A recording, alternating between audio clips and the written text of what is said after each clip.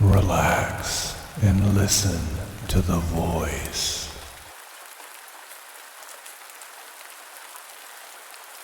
The Cat and Mouse in Partnership. A certain cat had made the acquaintance of a mouse, and had said so much to her about the great love and friendship she felt for her, that at length the mouse agreed that they should live and keep house together. "But we must make a provision for winter, or else we shall suffer from hunger," said the cat. "And you, little mouse, cannot venture everywhere, or you will be caught in a trap some day." The good advice was followed, and a pot of fat was bought, but they did not know where to put it. At length, after much consideration, the cat said, "I know no place where it will be better stored up than in the church, for no one dares take anything away from there. We will set it beneath the altar, and not touch it until we are really in need of it." So the pot was placed in safety, but it was not long before the cat had a great yearning for it, and said to the mouse, "I want to tell you something, little mouse. My cousin has brought a little son into the world, and has asked me to be a godmother. He is white with brown spots, and I am to hold him over the font at the christening. Let me go out today, and you look after the house by yourself." Yes, answered the mouse. by all means go, and if you get anything very good to eat, think of me. I should like a drop of sweet red christening wine myself." All this, however, was untrue. The cat had no cousin, and had not been asked to be a godmother. She went straight to the church, stole to the pot of fat, began to lick at it, and licked the top of the fat off.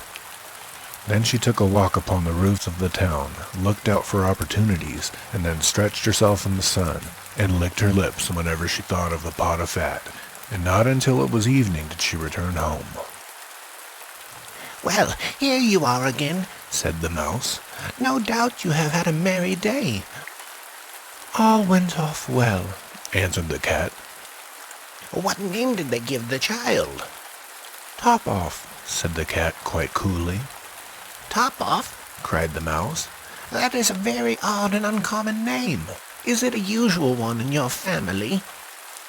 "What does that matter?" said the cat.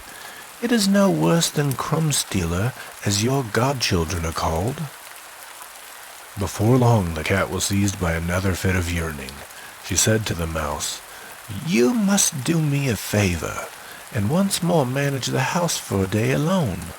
I am again asked to be a godmother, and as the child has a white ring around its neck, I cannot refuse."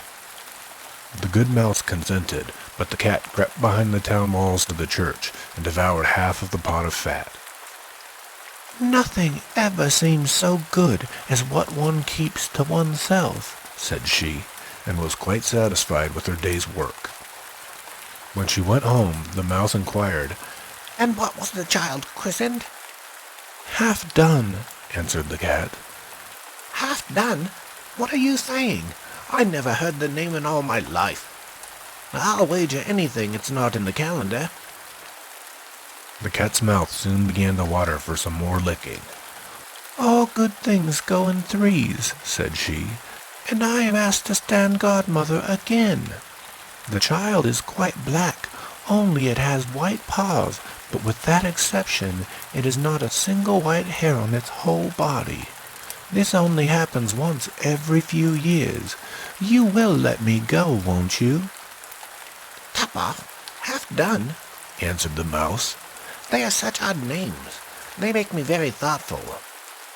"You sit at home," said the cat, "in your dark gray fur coat and long tail, and are filled with fancies.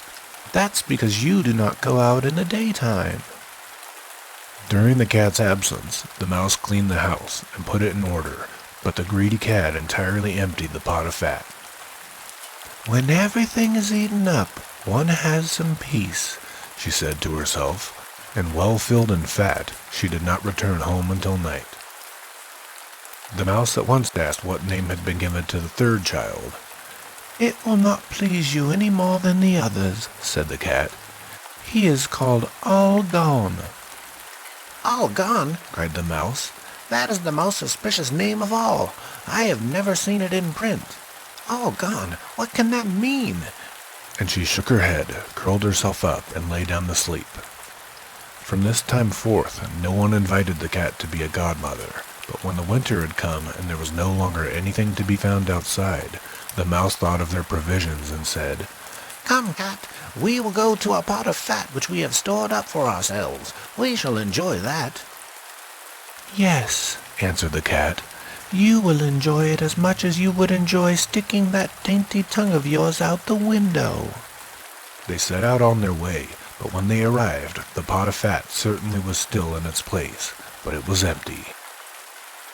Alas, said the mouse, now I see what has happened. Now it comes to light. You are a true friend. You have devoured all when you were standing godmother. First top off, then half done, then... Will you hold your tongue? Cried the cat. One more word and I will eat you too. All gone was already on the poor mouse's lips. Scarcely had she spoken it before the cat sprang on her, seized her, and swallowed her down. Verily, that is the way of the world.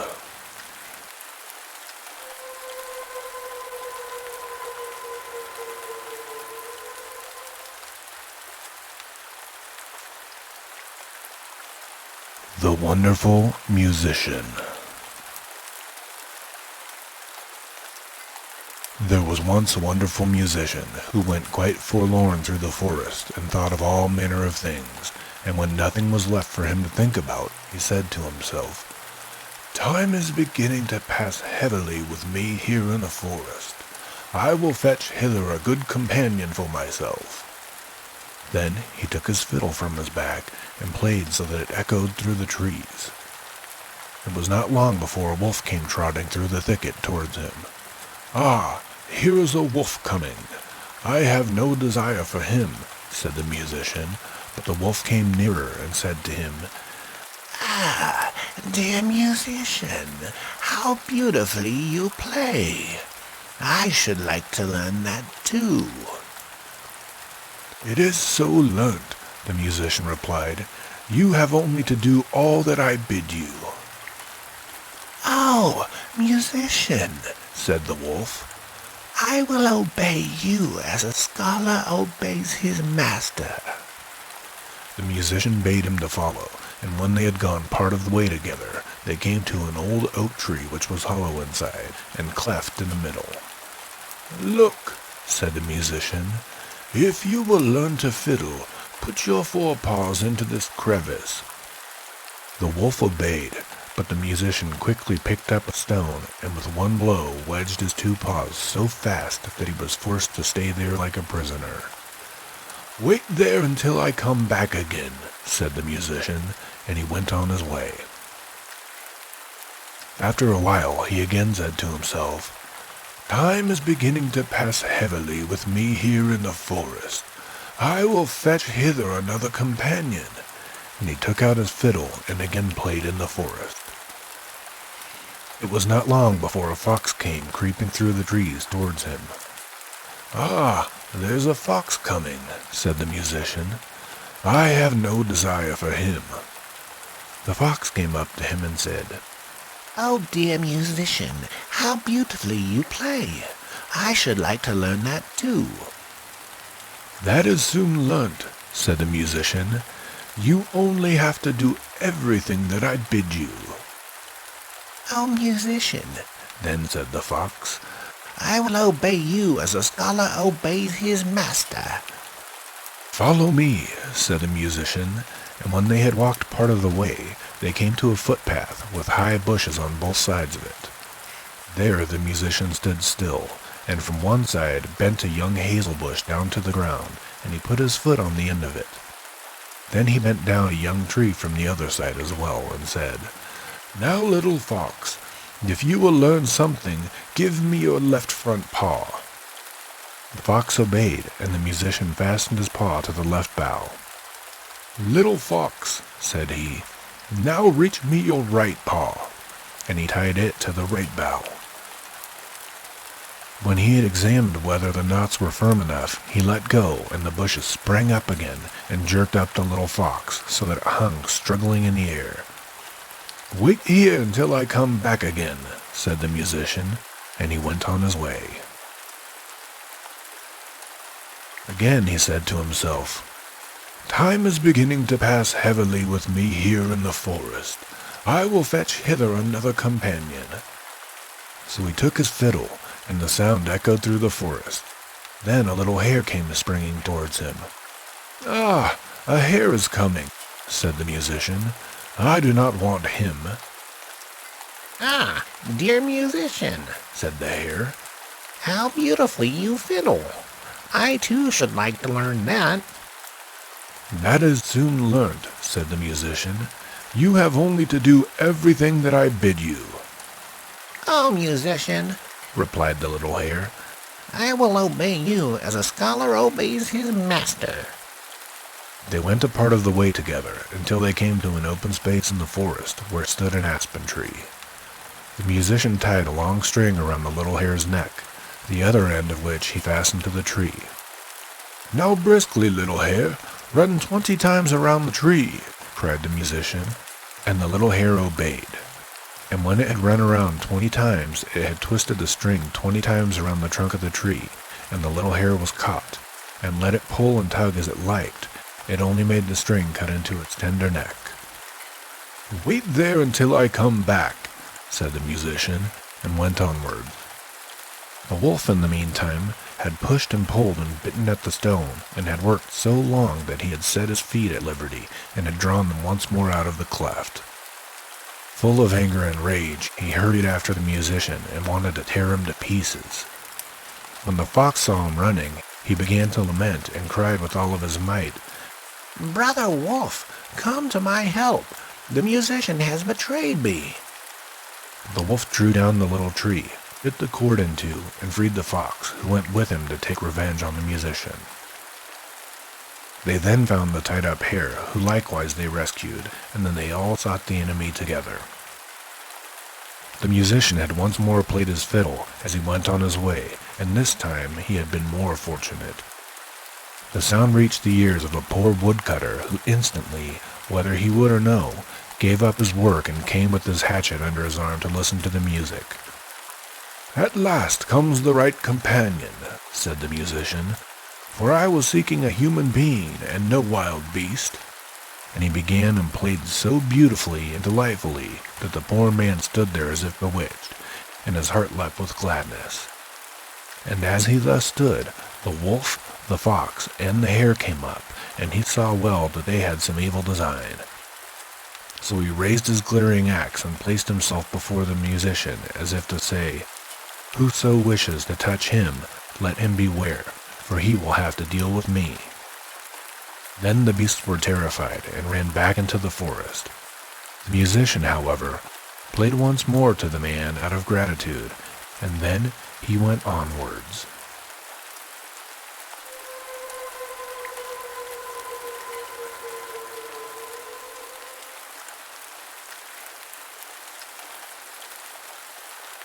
A Pack of Ragamuffins. The cock once said to the hen, "It is now the time when the nuts are ripe, so let us go to the hill together and for once eat our fill before the squirrel takes them all away." "Yes," replied the hen. "Come, we will have some fun together." Then they went away to the hill, and as it was a bright day, they stayed until evening. Now, I do not know whether it was that they had eaten till they were too fat, or whether they had become too proud, but they would not go home on foot, and the cock had to build a little carriage of nutshells. When it was ready, the little hen seated herself in it and said to the cock, "You can just harness yourself to it. I like that." Said the cock, "I would rather go home on foot than let myself be harnessed to it. No, that is not our bargain. I do not mind being coachman and sitting on the box, but drag it myself I will not." And as they were thus disputing, a duck quacked at them. "You thieving folks, who bade you to go to my nut hill? Wait, you shall suffer for it. and ran with open beak at the cock. But the cock was also not idle, and fell boldly on the duck, and at last wounded her so with his spurs that she begged for mercy, and willingly let herself be harnessed to the carriage as punishment. The little cock now seated himself on the box and was coachman, and thereupon they went off at a gallop, with the cock crying, "Duck, duck, go as fast as you can." When they had driven a part of the way, they met 2 foot passengers, a pin and a needle. They cried, "Stop, stop, stop," and said that it would soon be as dark as pitch, and then they could not go a step further, and that it was so dirty on the road, and asked if they could not get up into the carriage for a while. They had been at the Tailor's public house by the gate, and had stayed too long over the beer. As they were thin people who did not take up much room, the cock let them both get in, but they had to promise him and his little hen not to step on their feet. Late in the evening they came to an inn, and as they did not like to go further by night, and as the duck was also not strong on her feet, and fell from one side to the other, they went in. The host at first made many objections. His house was already full. Besides, he thought that they could not be very distinguished persons. But at last, as they made pleasant speeches, and told him that he should have the egg which the little hen had laid on the way, and should likewise keep the duck, which laid 1 egg every day, he at length said that they might stay the night. And now they had themselves well served, and feasted, and had a high good time. Early in the morning, when day was breaking and everyone was asleep, the cock awoke the hen, brought the egg, pecked it open, and they ate it together, but they threw the shell on the hearth. Then they went to the needle, which was still asleep, took it by the head and stuck it into the cushion of the landlord's chair, and then put the pin in his towel, and at last, without more ado, they fled away over the heath. The duck, who liked to sleep in the open air and had stayed in the yard, heard them going away, made herself merry, and found a stream, down which she swam, which was a much quicker way of traveling than being harnessed to a carriage. The host did not get out of bed until a couple of hours later. He washed himself and was about to dry himself when the pin went over his face and made a red scratch from one ear to the other. After this, he went into the kitchen and wanted to light a pipe, but when he came to the hearth, the eggshell darted into his eyes. "This morning everything attacks my head," said he, and angrily sat down on his grandfather's chair. But he quickly started up again and cried, "Ow!" for the needle had pricked him still worse than the pin, and not in the head. Now he was thoroughly angry, and suspected the guests who had come so late the night before. And when he went in search of them, they were gone. Then he made a vow to take no more ragamuffins into his house, for they consume much, pay for nothing, and play mischievous tricks into the bargain by way of gratitude.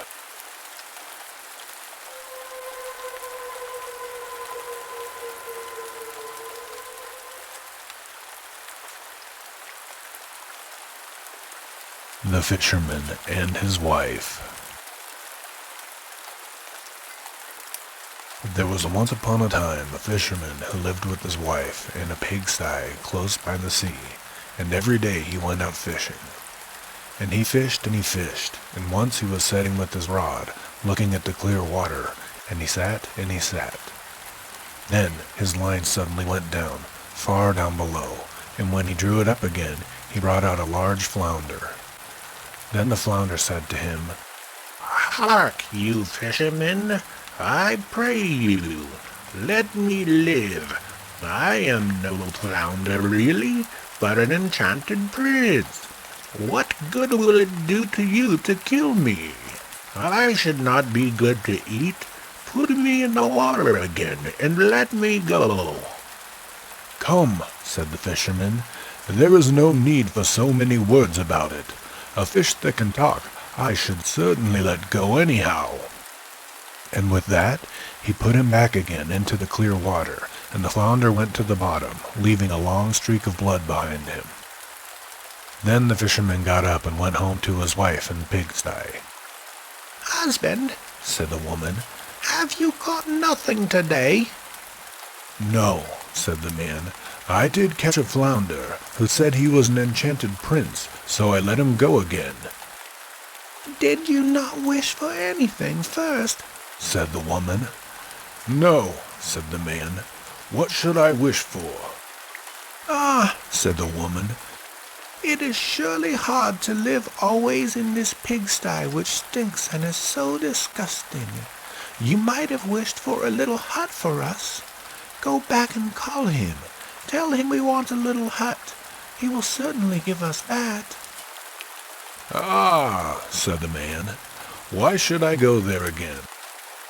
Why, said the woman, you did catch him and you let him go again. He is sure to do it. Go at once. The man still did not quite like to go, but did not like to oppose his wife either, and he went to the sea. When he got there, the sea was all green and yellow, and no longer so smooth.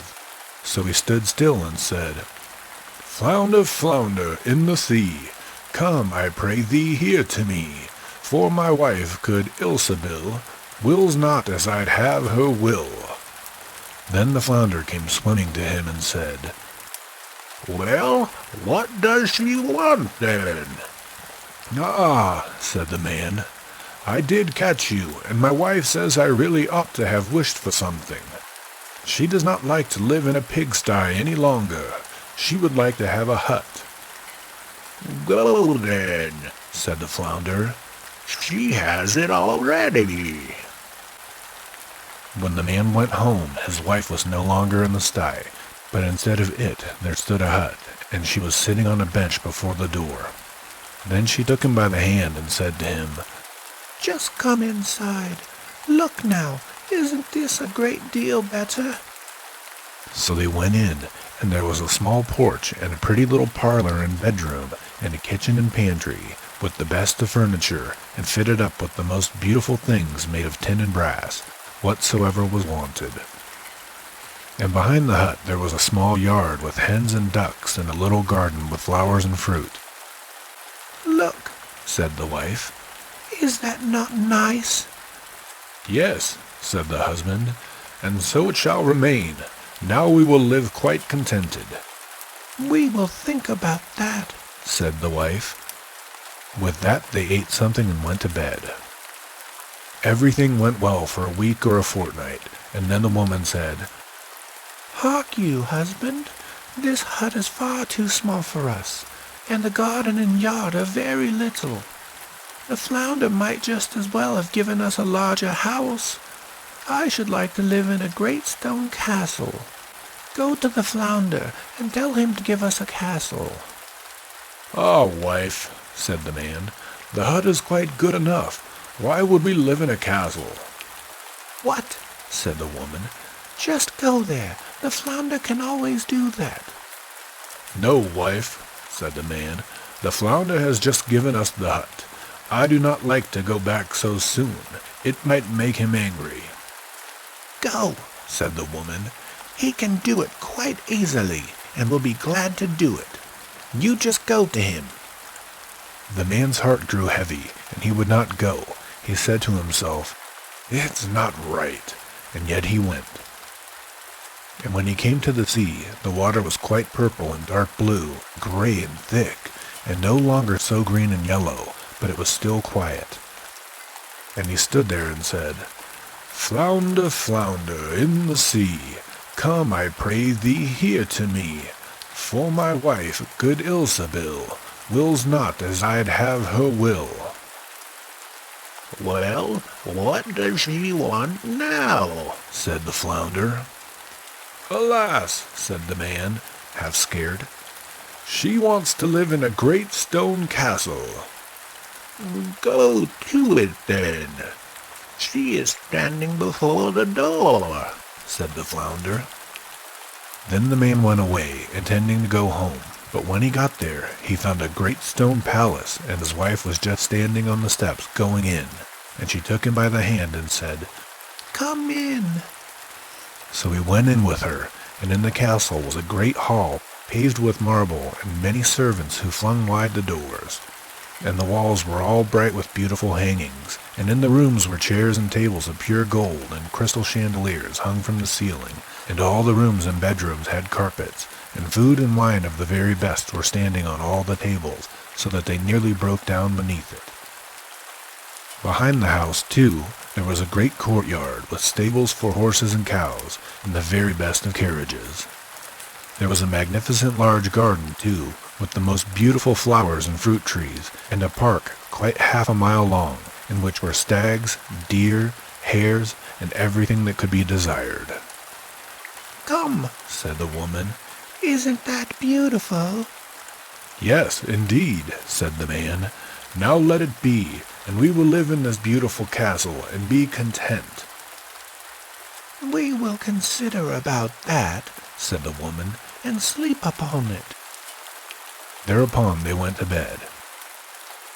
Next morning the wife awoke first, and it was just daybreak, and from her bed she saw the beautiful country lying before her.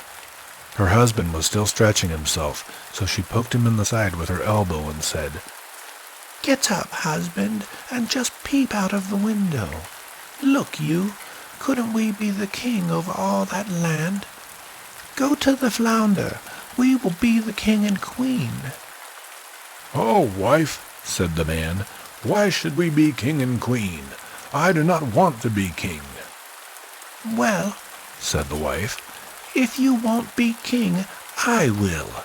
Go to the flounder, for I will be king." "Oh, wife," said the man, "why do you want to be king? I do not like to say that to him." "Why not?" said the woman. "Go to him this instant. I must be king." So the man went, and was quite unhappy because his wife wished to be the king. "It is not right, it is not right," thought he. He did not wish to go, but yet he went. And when he came to the sea, it was quite dark gray, and the water heaved up from below, and smelt putrid. Then he went and stood by it, and said, "Flounder, flounder in the sea, come, I pray thee, here to me, for my wife, good Ilsebil, wills not as I'd have her will." "Well, what does she want now?" said the flounder. "Alas," said the man, "she wants to be king." "Go to her.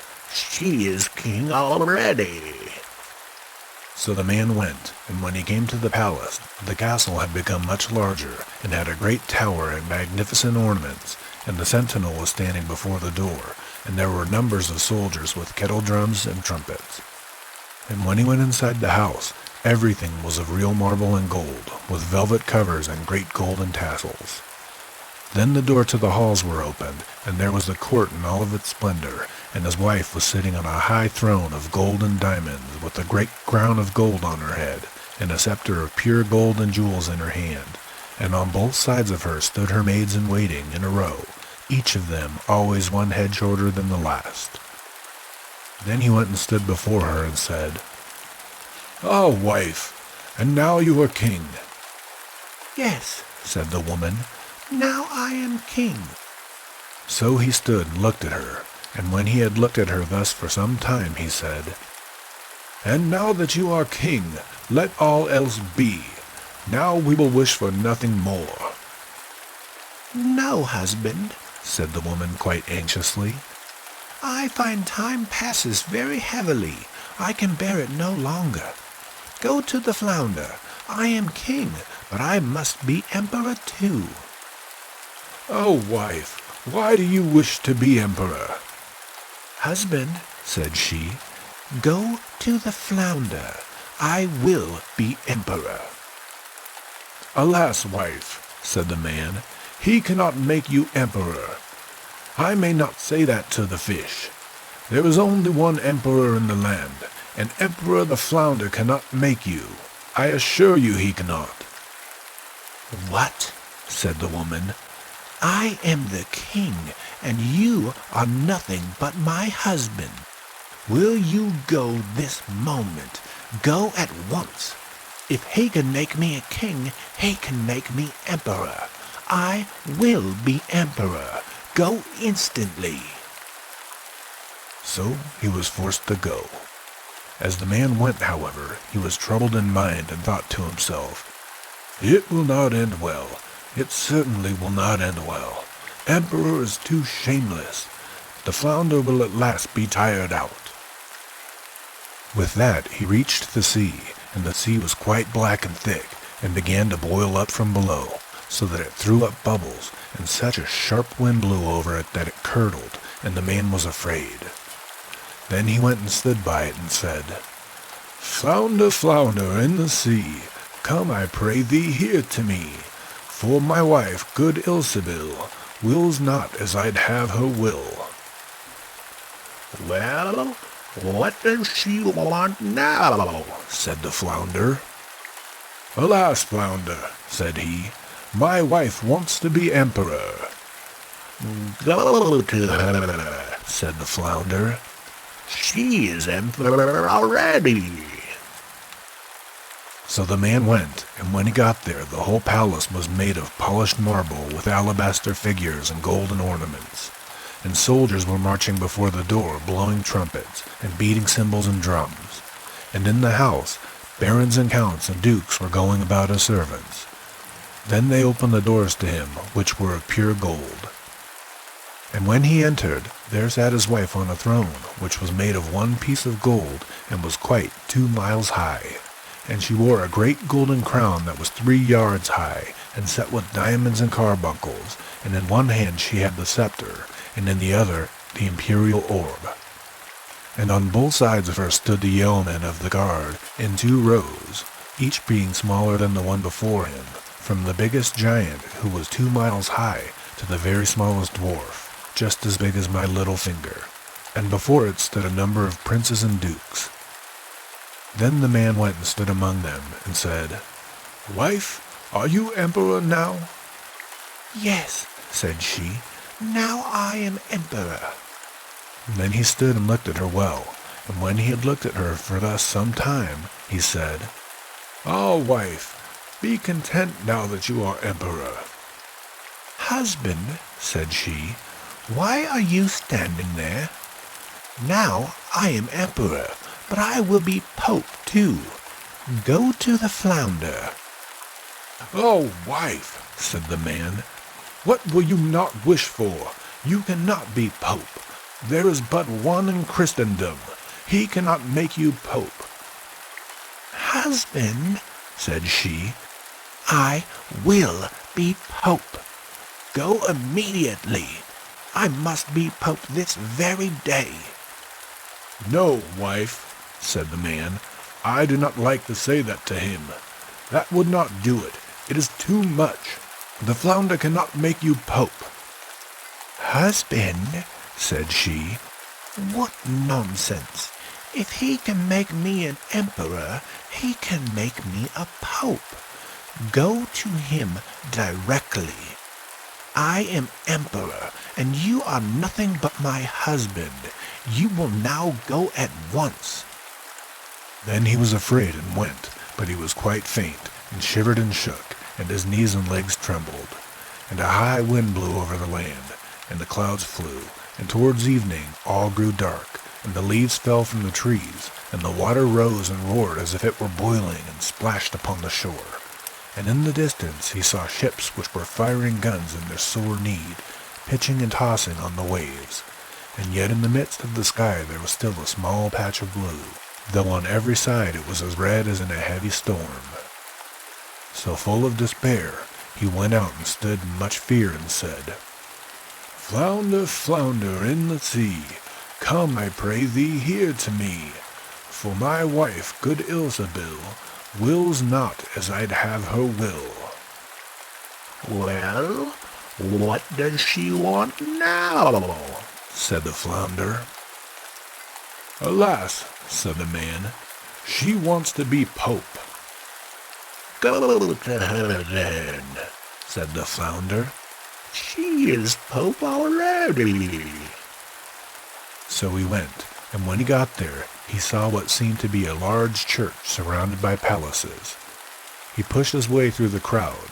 Inside, however, everything was lighted up with thousands and thousands of candles, and his wife was clad in gold, and she was sitting on a much higher throne, and had 3 great golden crowns on, and round about her there was much ecclesiastical splendor, and on both sides of her was a row of candles, the largest of which was as tall as the very tallest tower, down to the very smallest kitchen candle, and all the emperors and kings were on their knees before her, kissing her shoe. "Wife, wife," said the man, and looked attentively at her. "Are you now Pope?" "Yes," said she, "I am Pope." So he stood and looked at her, and it was just as if he was looking at the bright sun. When he had stood looking at her thus for a short time, he said, "Ah, wife, if you are Pope, do let well enough alone." But she looked as stiff as a post, and did not move or show any signs of life. Then he said, "Wife, now that you are Pope, be satisfied. You cannot become anything greater now." "I will consider about that," said the woman. Thereupon they both went to bed, but she was not satisfied, and greediness let her have no sleep, for she was continually thinking what there was left for her to be.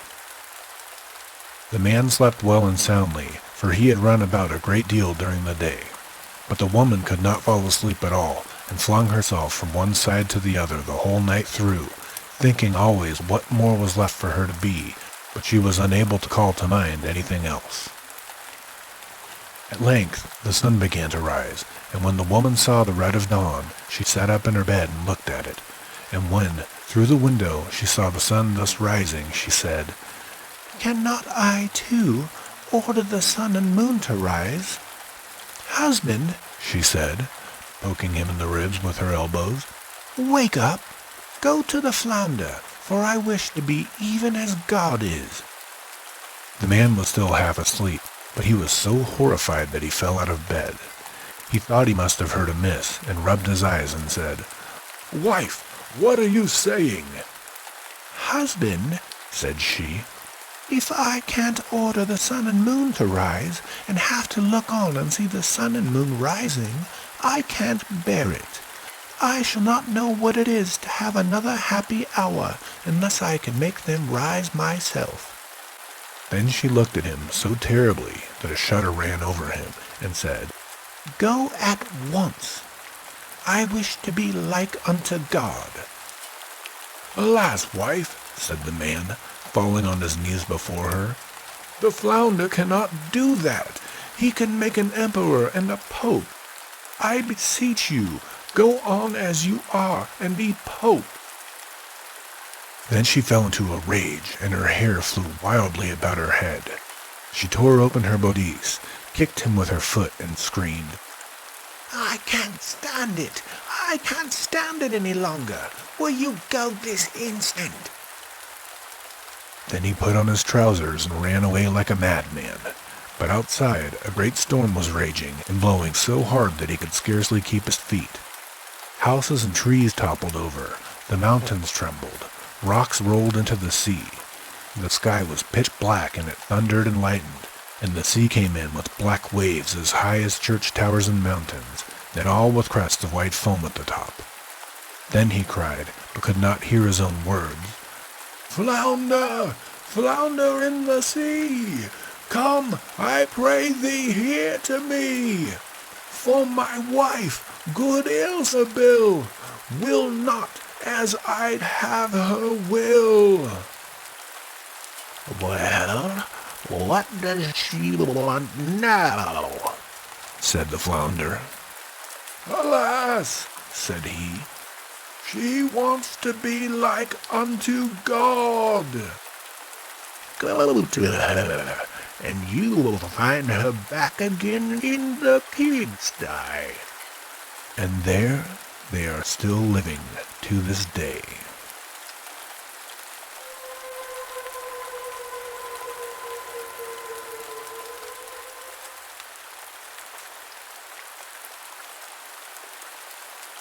The Mouse, the Bird, and the Sausage.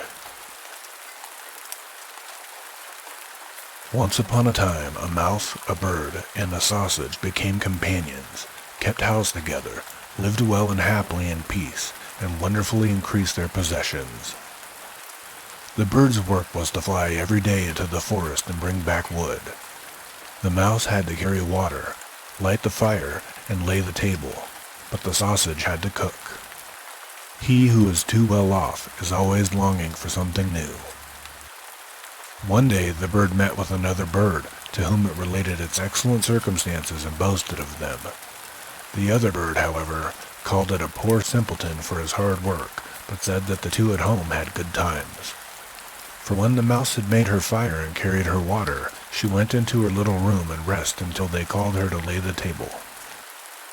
The sausage stayed by the pot, saw that the food was cooking well, and, when it was nearly time for dinner, it rolled itself once or twice through the broth or vegetables, and then they were buttered, salted, and ready. When the bird came home and laid his burden down, they sat down for dinner, and after they had had their meal, they slept their fill till next morning, and that was a splendid life. Next day, the bird, prompted by the other bird, would go no more into the wood, saying that he had been servant long enough, and had been made a fool of by them, and that they must change about for once, and try to arrange it in another way. And though the mouse and sausage also begged most earnestly, the bird would have his way, and said it must be tried. They cast lots about it, and the lot fell on the sausage, who was to carry wood. The mouse became cook, and the bird was to fetch water. What happened? The little sausage went out towards the wood. The little bird lighted a fire, and the mouse stayed by the pot and waited alone until the little sausage came home and brought wood for the next day. But the little sausage stayed so long on the road that they both feared something was amiss, and the bird flew out a little way into the air to meet it. Not far off, however, it met a dog on the road who had fallen on the poor sausage as lawful booty and had seized and swallowed it. The bird charged the dog with an act of barefaced robbery, but words were useless, for the dog said he had found forged letters on the sausage, on which account its life was forfeited to him. The bird sadly took up the wood, flew home, and related what he had seen and heard. They were much troubled, but agreed to do their best and remain together. The bird, therefore, laid the table, and the mouse made ready the food, and wanted to dress it, and to get it into the pot as the sausage used to do, and roll and creep amongst the vegetables to mix them. But before she got into the midst of them she was stopped, and lost her skin and hair, and also her life in the attempt. When the bird came to carry in the dinner, no cook was there. In its distress, the bird threw the wood here and there, called and searched, but no cook was to be found. Owing to his carelessness, the wood caught fire, so that a conflagration broke out. The bird hastened to fetch water, but the bucket dropped into the well, and he fell in with it, and could not recover himself, but had to drown there.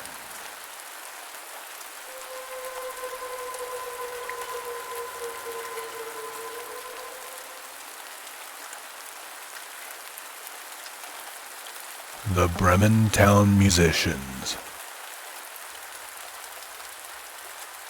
A certain man had a donkey, which had carried the corn sacks to the mill indefatigably for many a long year. But his strength was going, and he was growing more and more unfit for work. Then his master began to consider how he might best save his keep. But the donkey, seeing that no good wind was blowing, ran away and set out on the road to Bremen. There he thought, I can surely be a town musician. When he had walked some distance, he found a hound lying on the road, gasping like one who had run till he was very tired. What are you gasping so for, you big fellow? Asked the donkey. Replied the hound, as I am old, the days grow weaker, and no longer can hunt. My master wanted to kill me, so I took to flight, but now how am I to earn my bread? I tell you what, said the donkey, I am going to Bremen, and I shall be a town musician there. Go with me and engage yourself also as a musician. I will play the lute, and you shall beat the kettle drum. The hound agreed, and on they went. Before long they came to a cat, sitting on a path with a face like 3 rainy days. Now then, old shaver, what has gone askew with you? Asked the donkey. Who can be merry when his neck is in danger? answered the cat. Because I am now getting old, and my teeth are worn to stumps, and I prefer to sit by the fire and spin rather than hunt about after mice. My mistress wanted to drown me, so I ran away. But now good advice is scarce. Where am I to go? Go with us to Bremen. You understand night music. You can be a town musician. The cat thought well of it and went with them. After this, the three fugitives came to a farmyard where the cock was sitting upon the gate, crowing with all of his might. Your crow goes through and through one, said the donkey. What is the matter? I have been foretelling fine weather, because it is the day on which Our Lady washes the Christ child's little shirts and wants to dry them, said the cock. But guests are coming for Sunday, so the housewife has no pity, and has told the cook that she intends to eat me in the soup tomorrow, and this evening I am to have my head cut off.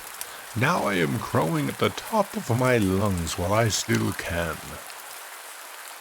Ah, but Redcomb, said the donkey, you had better come away with us. We're going to Bremen. You can find something better than death everywhere. You have a good voice, and if we make music together, it must have some quality. The cock agreed to this plan, and all four went on together. They could not reach the city of Bremen in one day, however, and in the evening they came to a forest where they meant to pass the night. The donkey and the hound laid themselves down under a large tree. The cat and the cock settled themselves in the branches, but the cock flew right to the top where he was most safe. Before he went to sleep, he looked round on all four sides and thought he saw in the distance a little spark burning. So he called out to his companions that there must be a house not so far off, for he saw a light. The donkey said, If so, we had better get up and go on, for the shelter here is bad. The hound thought too that a few bones with some meat on it would do him good. So they made their way to the place where the light was, and soon saw it shine brighter and grow larger, until they came to a well-lighted robber's house. The donkey, as the biggest, went to the window and looked in. What do you see, my gray horse? Asked the cock. What do I see?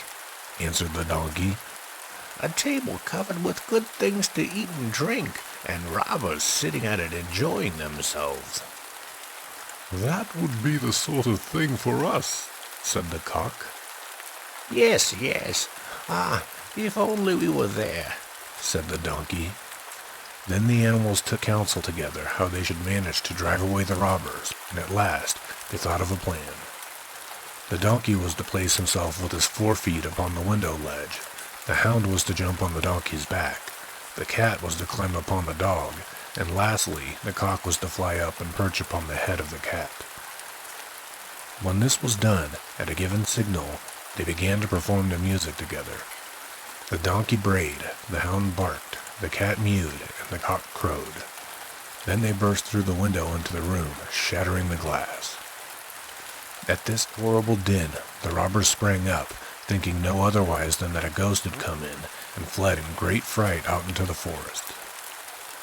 The 4 companions now sat down at the table, well content with what was left, and ate as if they were going to fast for a month. As soon as the 4 minstrels had done, they put out the lights, and each sought for himself a sleeping place according to his nature and what suited him. The donkey laid himself down upon some straw in the yard, the hound behind the door, the cat upon the hearth near the warm ashes, and the cock perched himself upon a beam of the roof. And being tired from their long walk, they soon went to sleep. When it was past midnight, and the robbers saw from afar that the light was no longer burning in their house, and all appeared to be quiet, the captain said, We ought not to have let ourselves be frightened out of our wits, and he ordered one of them to go and examine the house. The messenger, finding all still, went into the kitchen to light a candle, and taking the glistening fiery eyes of the cat for live coals, he held a lucifer match to them to light it. But the cat did not understand the joke, and flew in his face, spitting and scratching. He was dreadfully frightened, and ran to the back door, but the dog who lay there sprang up and bit his leg. And as he ran across the yard by the dunghill, the donkey gave him a smart kick with its hind foot. The cock, too, who had been awakened by the noise and had become lively, cried down from the beam, "Cock-a-doodle-doo! Cock-a-doodle-doo!" Then the robber ran back as fast as he could to his captain and said, "Oh, there is a horrible witch sitting in the house who spat on me and scratched my face with the long claws. And by the door stands a man with a knife who stabbed me in the leg. And in the yard there lies a black monster who beat me with a wooden club. And above, up on the roof, sits a judge who called out, 'Bring the rogue here to me.' So I got away as well as I could."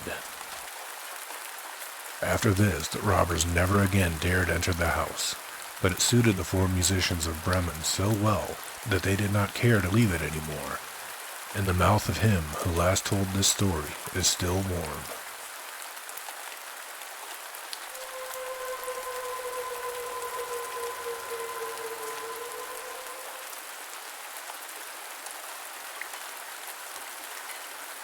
The Louse and the Flea.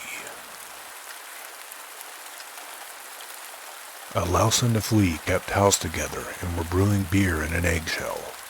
Then the little louse fell in and burnt herself. At this, the little flea began to scream loudly.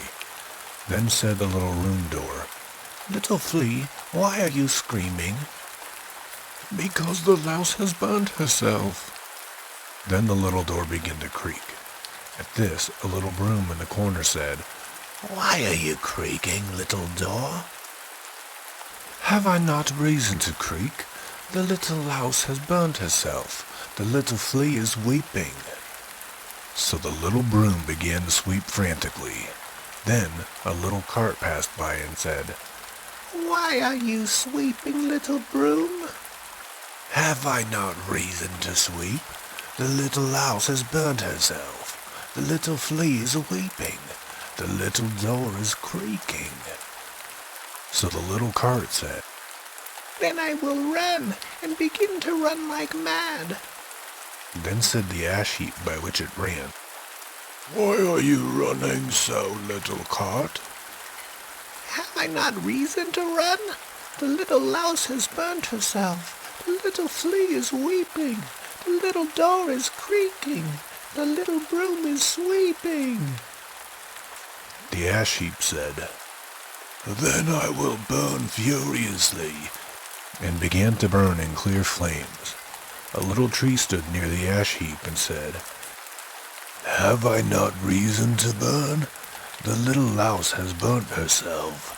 The little flea is weeping. The little door is creaking. The little broom is sweeping. The little cart is running." The little tree said, "Then I will shake myself," and began to shake herself so that all of her leaves fell off. A girl who came up with her water pitcher saw that and said, "Little tree, why are you shaking yourself?" "Have I not reason to shake myself? The little louse has burnt herself. The little flea is weeping. The little door is creaking. The little broom is sweeping. The little cart is running. The little ash heap is burning." At this the girl said, "Then I will break my little water pitcher." and she broke her little water pitcher. Then said the little spring from which ran the water, "Girl, why are you breaking your water pitcher?" "Have I not reason to break my water pitcher? The little louse has burnt herself. The little flea is weeping. The little door is creaking. The little broom is sweeping. The little cart is running. The little ash heap is burning. The little tree is shaking itself." "Oh, ho," said the spring. "Then I will begin to flow," and began to flow violently. And in the water everything was drowned, the girl, the little tree, the little ash heap, the little cart, the broom, the little door, the little flea, and the little louse, all together.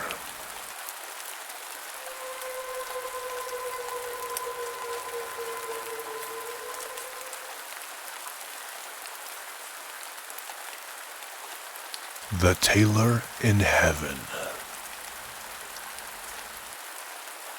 One very fine day it came to pass that the good God wished to enjoy himself in the heavenly garden, and took all the apostles and saints with him, so that no one stayed in heaven but St. Peter.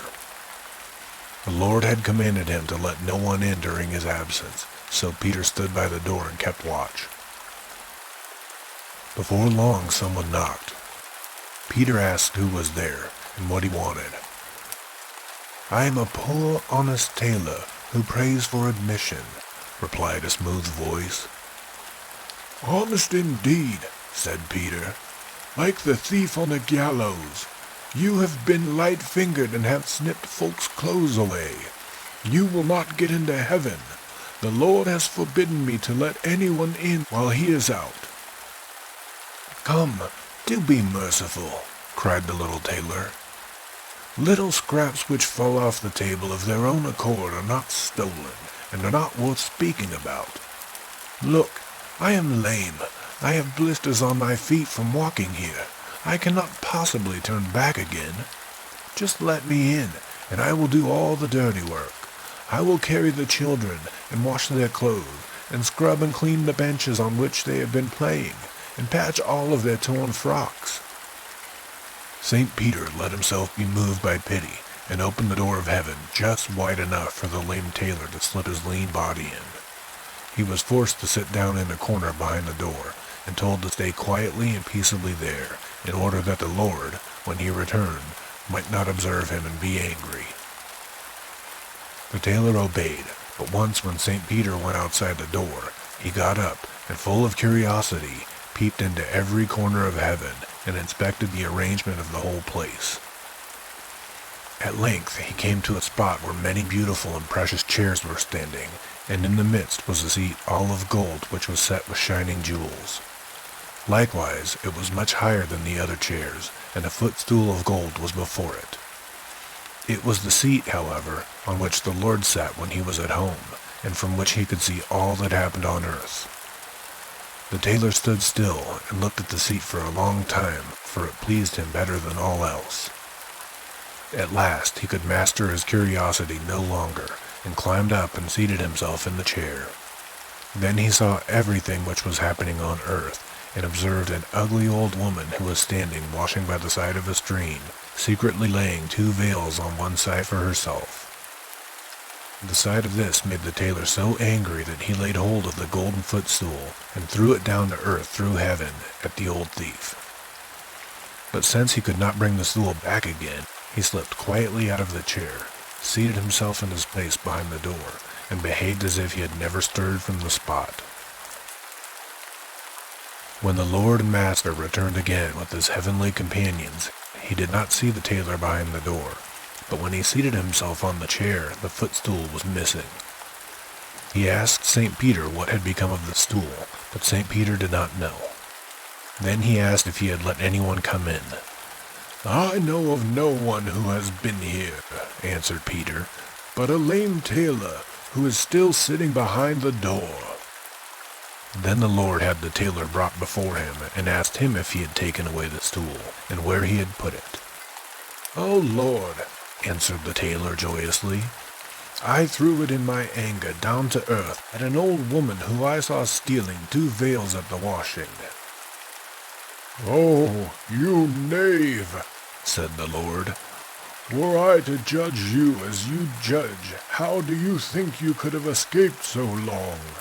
I should long ago have had no chairs, benches, seats, nay, not even an oven fork, but should have thrown everything down at the sinners. Henceforth you can stay no longer in heaven, but must go outside the door again. Then go where you will.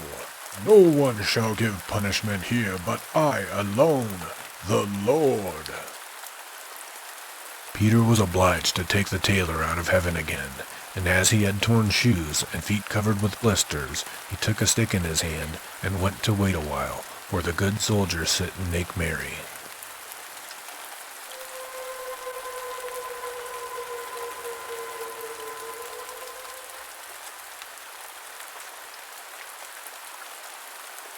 Herr Korbes. There were once a cock and a hen who wanted to take a journey together. So the cock built a beautiful carriage which had 4 red wheels and harnessed 4 mice to it. The hen seated herself in it with the cock, and they drove away together. Not long afterwards they met a cat who said, "Where are you going?" The cock replied, "We are going to the house of Herr Korbes." "Take me with you," said the cat. The cock answered, "Most willingly. Get up behind, lest you fall off in front. Take great care not to dirty my little red wheels. And you, little wheels, roll on, and you, little mice, pipe out, as we go forth on our way to the house of Herr Korbes." After this came a millstone, then an egg, then a duck, then a pin, and at last a needle, who all seated themselves in the carriage and drove with them. When they reached the house of Herr Korbes, however, Herr Korbes was not there. The mice drew the carriage into the barn. The hen flew with the cock upon a perch. The cat sat down by the hearth. The duck on the well pole. The egg rolled itself into a towel. The pin stuck itself into the chair cushion. The needle jumped onto the bed and into the middle of a pillow, and the millstone laid itself over the door. Then Herr Korbes came home, went to the hearth, and was about to light a fire when the cat threw a quantity of ashes into his face. He ran into the kitchen in a great hurry to wash it off, and the duck splashed some water in his face. He wanted to dry it with a towel, but the egg rolled up against him, broke, and glued up his eyes. He wanted to rest and sat down in the chair, and then the pin within pricked him. He fell in a passion and threw himself on his bed, but as soon as he laid his head on the pillow, the needle pricked him so that he screamed aloud and was just going to run out into the wide world in his rage. But when he came to the house door, the millstone fell down and struck him dead. Herr Korbes must have been a very wicked man.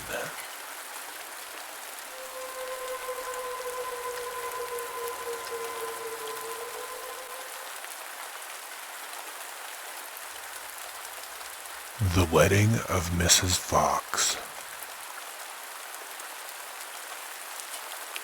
There was once upon a time an old fox with 9 tails who believed that his wife was not faithful to him and wished to put her to the test. He stretched himself out under the bench, did not move a limb, and behaved as if he were stone dead. Mrs. Fox went up to her room, shut herself in, and her maid, Miss Cat, sat by the fire and did the cooking. When it became known that the old fox was dead, suitors presented themselves. The maid heard someone standing at the house door knocking. She went and opened it, and it was a young fox who said, "What may you be about, Miss Cat? Do you sleep or do you wake?" She answered, "I am not sleeping. I am waking. Would you know what I am making? I am boiling warm beer with butter. Will you be my guest for supper?" "No, thank you, miss," said the fox. "What is Miss Fox doing?" The maid replied, "She is sitting in her room, moaning in her gloom, weeping her little eyes quite red, because old Mr. Fox is dead." "Do just tell her, miss, that a young fox is here, who would like to woo her." "Certainly, young sir." The cat goes up the stairs, trip-trap. The door she knocks at, tap-tap-tap. "Mistress Fox, are you inside?" "Oh yes, my little cat," she cried. "A wooer, he stands at the door out there." "What does he look like, my dear?" "He has 9 as beautiful tails as the late Mr. Fox." "Oh no, he only has 1, answered the cat. "Then I will not have him." Miss Cat went downstairs and sent the wooer away. Soon afterwards there was another knock, and another fox was at the door who wished to woo Mrs. Fox. He had 2 tails, but he did not fare better than the first. After this, still more came, each with 1 tail more than the last, but they were all turned away, until at last one came who had 9 tails like old Mr. Fox. When the widow heard that, she said joyfully to the cat, "Now open the gates and doors all wide, and carry old Mr. Fox outside." But just as the wedding was going to be solemnized, old Mr. Fox stirred under the bench and cudgeled all the rabble and drove them and Mrs. Fox out of the house. When old Mr. Fox was dead, the wolf came as a suitor and knocked at the door. And the cat, who was servant to Mrs. Fox, opened it for him. The wolf greeted her and said, "Good day, Mrs. Cat of Carrowit. How comes it that alone you sit? What are you making good?" The cat replied, "In milk I'm breaking bread so sweet. Will you be my guest and eat?" "No, thank you, Mrs. Cat," answered the wolf. "Is Mrs. Fox not at home?" The cat said, "She sits upstairs in her room, bewailing her sorrowful doom, bewailing her trouble so sore, for old Mr. Fox is no more." The wolf answered, "If she's in want of a husband now, then will it please her to step below?" The cat runs quickly up the stair and lets her tail fly here and there until she comes to the parlor door. With her 5 gold rings at the door, she knocks. "Are you within, good Mistress Fox? If you're in want of a husband now, then it will please you to step below." Mrs. Fox asked, "Has the gentleman red stockings on, and has he a pointed mouth?" "No," answered the cat. "Then he won't do for me." When the wolf was gone, came a dog, a stag, a hare, a bear, a lion, and all the beasts of the forest, one after another. But one of the good qualities which old Mr. Fox had possessed was always lacking, and the cat had continually to send the suitors away. At length came a young fox. Then Mrs. Fox said, "Has the gentleman red stockings on, and has he a little pointed mouth?" "Yes, yes," said the cat, "he has." "Then let him come upstairs," said Mrs. Fox, and ordered the servant to prepare the wedding feast. "Sweep me the room as clean as you can. Up with the window, fling out my old man. For many a fine fat mouse he brought, yet of his wife he never thought, but ate up every one that he had caught." Then the wedding was solemnized with young Mr. Fox, and there was much rejoicing and dancing, and if they have not left off, they are likely dancing still.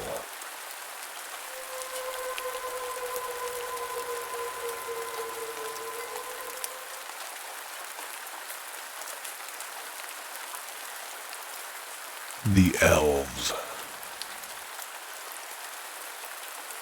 A shoemaker, by no fault of his own, had become so poor that at last he had nothing left but leather for 1 pair of shoes.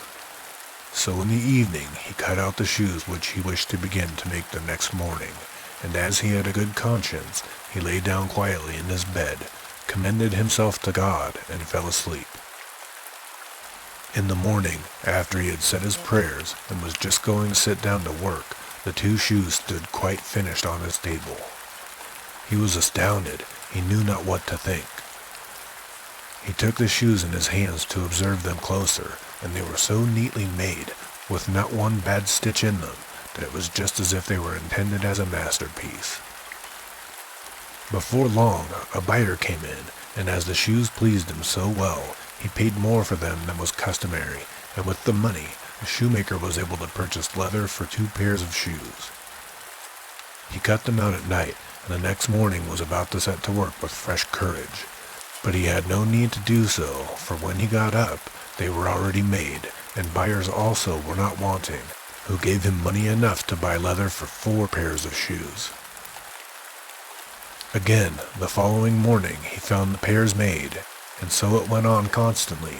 What he cut out in the evening was finished by morning, so that he soon had his honest independence again, and at last became a wealthy man. Now it befell that one evening, not long before Christmas, when the man had been cutting out, he said to his wife, before going to bed, "What think you if we were to stay up tonight to see who it is that lends us this helping hand?" The woman liked the idea, and lighted a candle, and then they hid themselves in the corner of the room, behind some clothes which were hanging up there, and they watched. When it was midnight, two pretty little naked men came, sat down by the shoemaker's table, took all the work which was cut out before them, and began to stitch and sew, and hammer so skillfully and so quickly with their little fingers that the shoemaker could not avert his eyes for astonishment. They did not stop until all was done and stood finished on the table, and then they ran quickly away. Next morning the woman said, "The little men have made us rich, and we really must show that we are grateful for it. They run about so, and have nothing on, and they must be cold. I'll tell you what I'll do. I will make them little shirts and coats, and vests and trousers, and knit both of them a pair of stockings, and you make them 2 little pairs of shoes." The man said, "I shall be very glad to do it." And one night, when everything was ready, they laid their presents all together on the table instead of the cut-out work, and then concealed themselves to see how the little men would behave. At midnight they came bounding in, and wanted to get to work at once, but as they did not find any leather cut out, but only their pretty little articles of clothing, they were at first astonished, and then they showed intense delight. They dressed themselves with the greatest rapidity, put on the beautiful clothes, and sang, Now we are boys so fine to see, why should we longer cobblers be? Then they danced and skipped and leapt over chairs and benches. At last they danced out of the doors. From that time forth they came no more, but as long as the shoemaker lived, all went well with him, and all of his efforts prospered.